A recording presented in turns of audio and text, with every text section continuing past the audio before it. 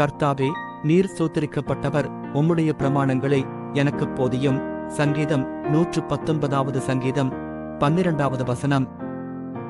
இந்த வசனம் கர்த்தரின் வார்த்தையின் மீதான ஆழ்ந்த நம்பிக்கையை வெளிப்படுத்துகிறது. வாழ்க்கையில் தேவையான அனைத்தையும் கர்த்தரின் வார்த்தையே வழங்கும் என்று உறுதியாக நம்புகிறார். பணம், புகழ், அதிகாரம் போன்ற உலக சுகங்களை விட கர்த்தரின் வார்த்தையே மிக முக்கியமானது என்று இந்த வசனம் உணர்த்துகிறது. கர்த்தரின் வார்த்தை நமக்கு வழிநடத்துகிறது, ஆறுதல் அளிக்கிறது. கர்த்தாவே, உம்மை போற்றுகிறேன். உம்முடைய பிரமாணங்களை எனக்கு போதியுங்கள். என் வழிகளை வார்த்தையின் ஒளியில் நடத்தும். என் சிந்தனைகளை உம்முடைய சட்டங்களுக்கு இசைவாக மாற்றும்.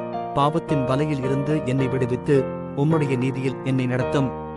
உம்முடைய பிரமாணங்களை நான் கடைபிடிக்க வல்லமை தரும். என்றென்றும் உம்மை ஸ்தோத்தரிக்க என்னை உதவும்.